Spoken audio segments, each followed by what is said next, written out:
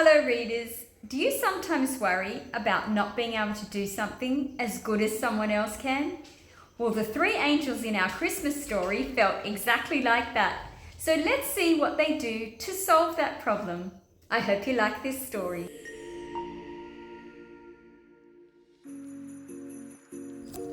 Tomie dePaola, Country Angel Christmas.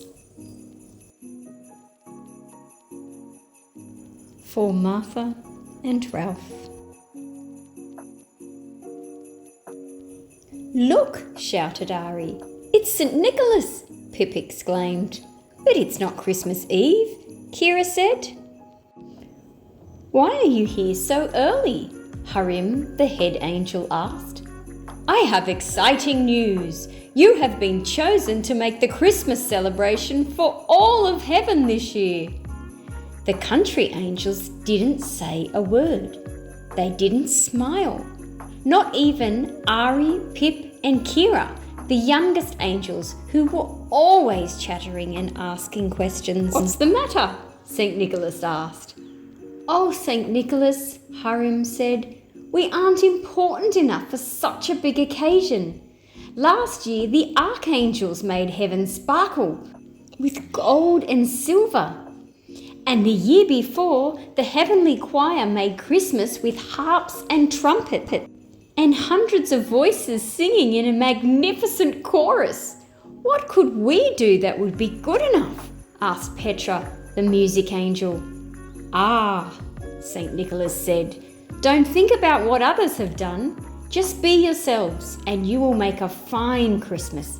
You'll see." The next day, the country angels met in the barn. "What St. Nicholas said is true," Harim said. "We must all do what we do best." "We can offer wonderful things to eat from our kitchens," said Odessa, the kitchen angel.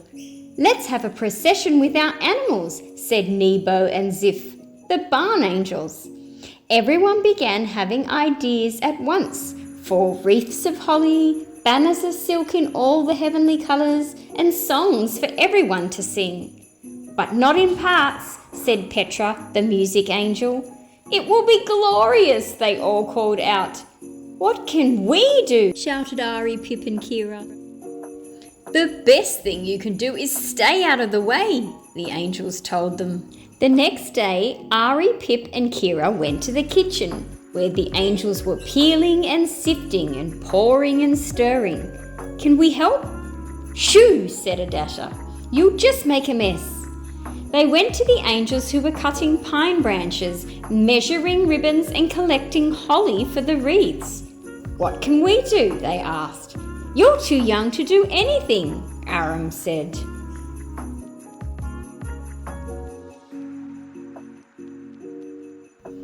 "May we wind the thread on the spools?" they asked Mida.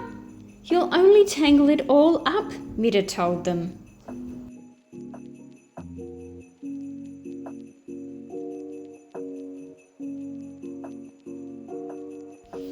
And when they tried to make music with the music angels, they were too fast or too slow.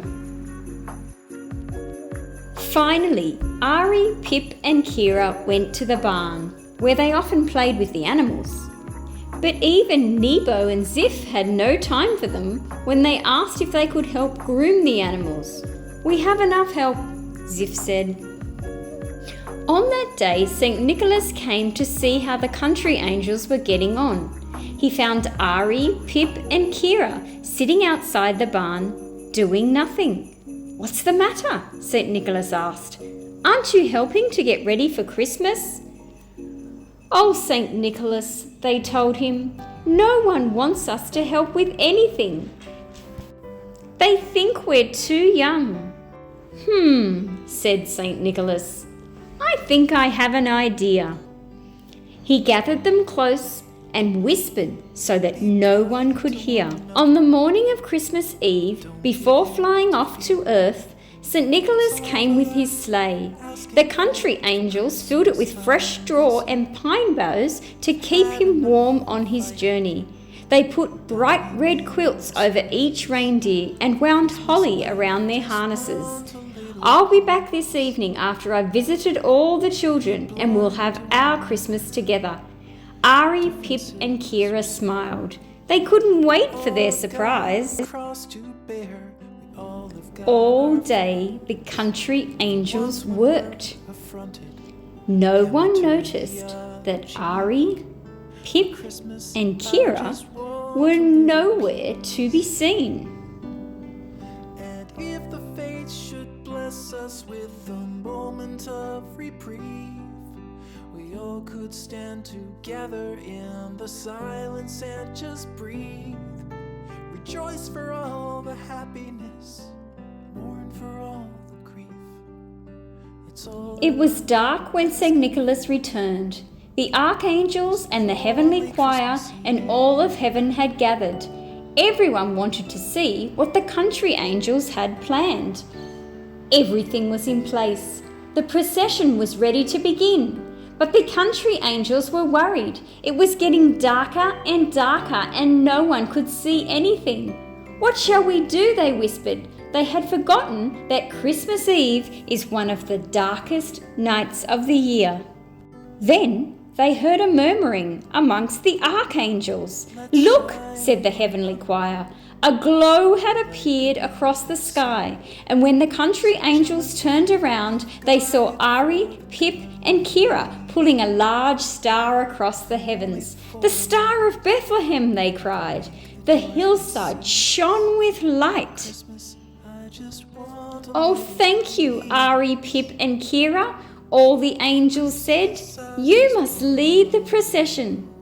And the three smallest angels started up the hill with the bright star above them lighting up all of heaven.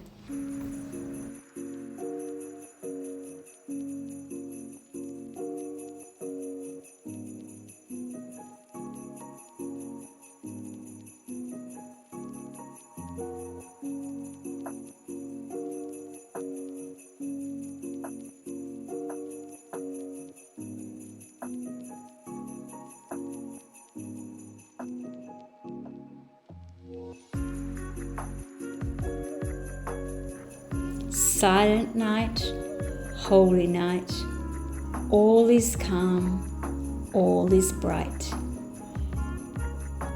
I hope you liked that Christmas story. Please like and subscribe for more stories.